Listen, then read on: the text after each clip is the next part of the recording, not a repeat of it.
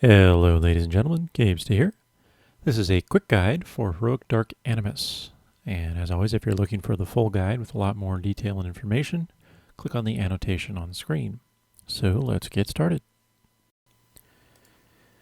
Your raid composition can vary quite a bit on this fight, but generally you're going to want 2 to 3 tanks and 2 to 3 healers.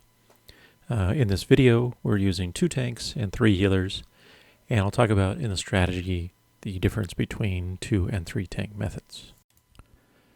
So there are a few major changes on Heroic. The first is that Dark Animus is active right away, so he'll need to be tanked, and he starts with 52 energy.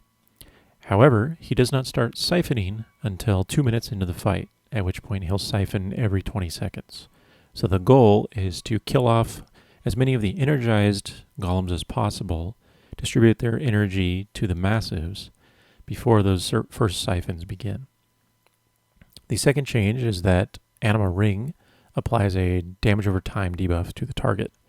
So it's ideal to have the Anima Ring Soaker be someone that can mitigate damage when Jolt or Matter Swap occur on that player, so that they don't die to the combination of the dot as well as the Jolt or Matter Swap. The other big change is Empower Golem, which is a new addition, and this is cast every 15 seconds on the current active golem that has the lowest health. This will stack up and increase the golem's damage by 24% per stack, as well as heal it by 3%. Generally, this is not a major concern on this fight, but it's just worth noting that it exists. So, energy distribution is the name of the game here. Again, you want to end the fight with 2 massives and Dark Animus as the only energized targets. So here you can see a chart of the perfect possible energy distribution method.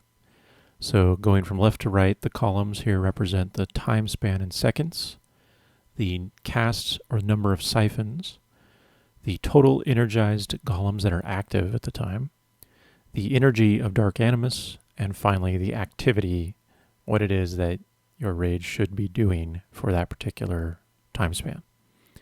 So for the perfect distribution, prior to the first siphon, you have 25 energized golems, all the small ones, and the basic activity here is to kill 6 small golems, forcing their energy into 3 inactive larges, and then kill 18 small golems, forcing their energy into the 2 massives.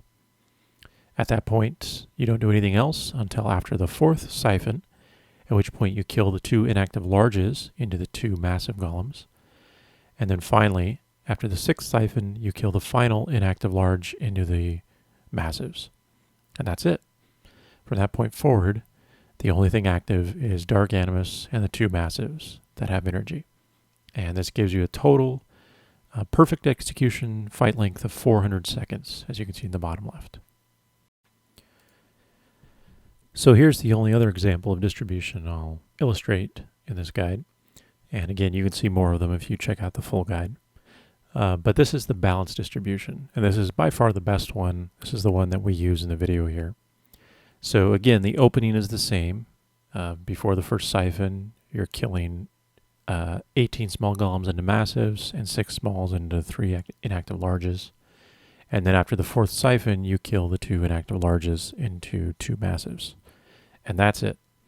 So if you take care of those 2 big steps, then energy distribution will allow you 380 seconds of fight time before Dark Animus gets 100 energy, which is a long time. So if done properly, you have quite a bit of extensive period in which you're just on Dark Animus and just DPSing him solely. So this is the method I would recommend.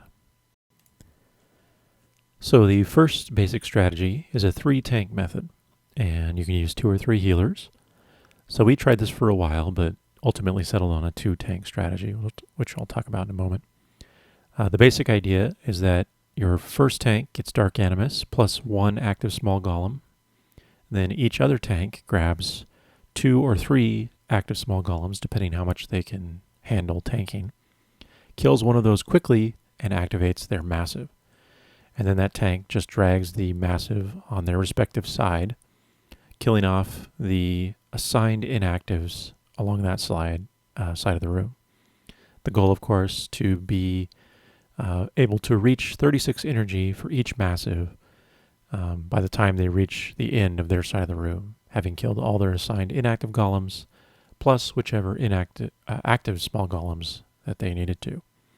So keep in mind that your DPS will be killing 6 active small golems into the 3 larges on the side. So if each of your 2 massive tanks grabbed 2 active small ones at the start, plus the one that you have on Dark Animus tank, that means you'll have 1 extra active small golem that one of your massive tanks needs to kill at some point. So the benefit, of course, to this 3-tank method is that there's a lot more stability for your tank survival, since you're only going to be tanking 1 massive at any given time. So the slam stacks are quite a bit lower, and it's easier to heal your tanks because of this. It also means that your tanks can be, a lot less accurate, a lot slower in the whole process that they're doing at the start of the fight, because they only have to really do half of the room worth of golems before the first siphon. So if you have, not very strong tanks, for example, this might be the way to do it, because your tank gear does not need to be very good at all to do this method with 3 tanks. So the second major strategy, and the one we are using in the video here, is 2 tanks, again with 2 or 3 healers. For a 2-tank method, I strongly recommend 3 healers, because it will offer you a lot more raid stability. You can get dispels and healing when necessary, much easier, distribute your matter swaps, all that good stuff. And your tanks need to be quite quick and efficient in how they handle the opening parts of the fight. However, after that, it's just a matter of doing 2 taunts to do a tank swap, since there's 2 massives that need to be swapped rather than 1. So here, let's go back and we'll go through some slow playback, and you can see the actual step-by-step process of going through this.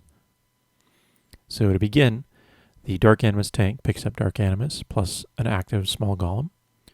The massive tank gets 3 active small golems and tanks them near one of the massives. So on the left there, you can see our paladin tank is our massive tank.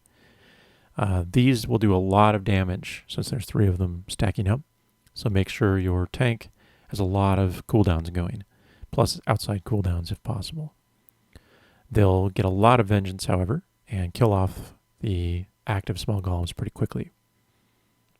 Once they've killed 2 or 3 of those, and the massive is active, then the massive tank will move around that side of the room and kill off a predetermined number of 6 inactive small golems.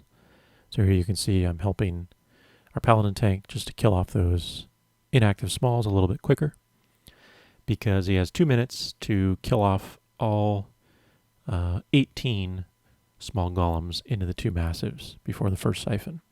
So again, your tank has to be very quick.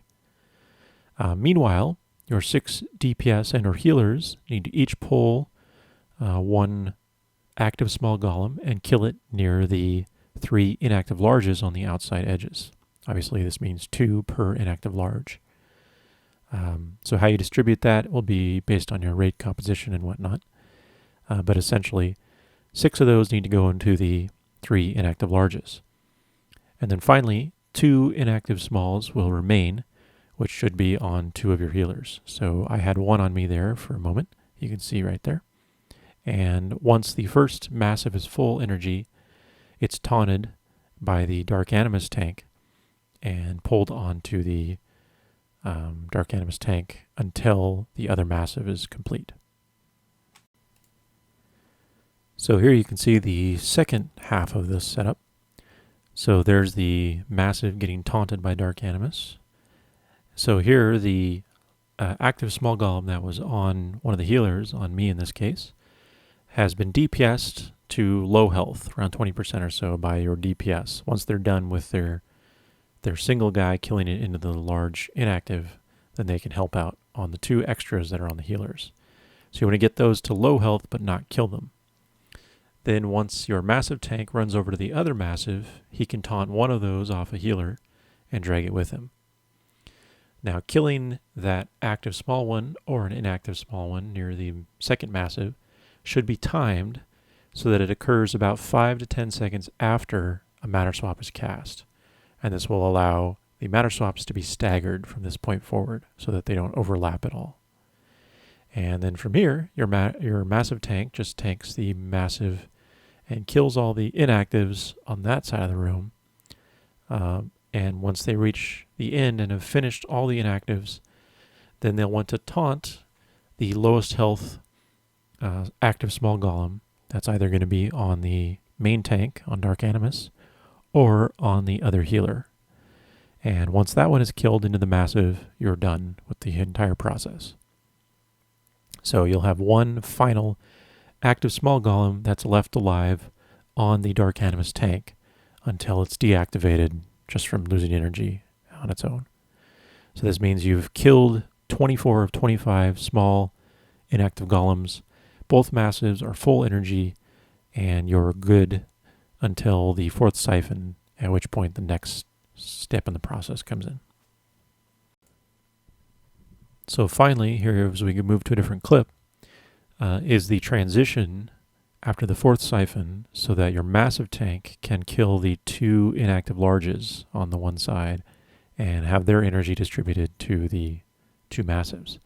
So the best way we found to do this is to do a tank swap around the third siphon.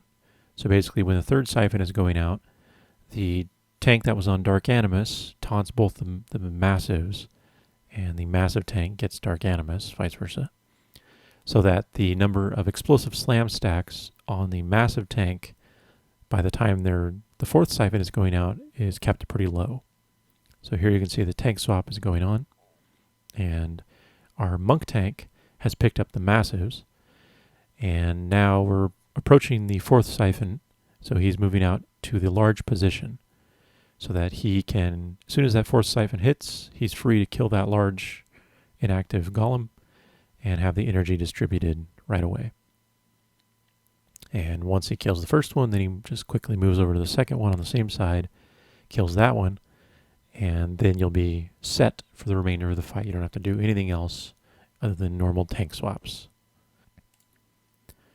So for matter swap, the best thing I can do to illustrate is with this beautiful top-down diagram.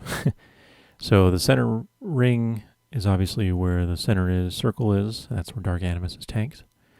And then the thick pink bar there represents the sort of grooved area of the blood streams that are coming down to the center. So what we essentially did a green marker on the left side and a blue marker on the right. And then our ranged and healers are distributed on either side pretty much evenly within that grooved slatted area on the ground. So what this allows is that any target that gets matter swap will automatically be swapped with someone on the opposite side every time. So by having our healers and ranged evenly distributed, it doesn't matter if it targets a ranged, a healer, or even a melee, they'll automatically be swapped with someone on the other side. And usually that player can just stay wherever they were swapped to. The exception being is if you have a healer swap with a ranged, and that healer then gets to the opposite side where all three healers are on the same side. You don't want that, obviously, because you need to make sure a healer is always within dispel and heal range of each side. But otherwise, you can pretty much just let the swaps happen however they would and not worry about your positions. So this will save you a lot of movement, and you'll get a lot more DPS and healing out of it. And you don't have to worry so much about the actual matter swap damage as long as you have a healer within range of everyone at all times. Finally, it's worth briefly noting that Anima Font can be very dangerous on this fight. So the best thing you can do, no matter who you are, is to move constantly. You can either just move back and forth, left and right between two positions, so that a font cast on you will land where you were standing before, or you can move in a sort of square pattern. A lot of people found the square pattern to work best. Other than that, just watch your feet. If you see them landing, just move to the side and make certain that you're moving just before and just after a jolt is occurring. That way, You can be certain that the only damage you'll take around that period is the jolt itself, and usually be able to survive it without much trouble. But if you get a combination of jolt plus an Anima Font or two, you're going to die. So really important you watch for that. And that's about it. So, as always, if you need more information, check out the full guide. But otherwise, that is Heroic Dark Animus. Good luck, and thanks for watching.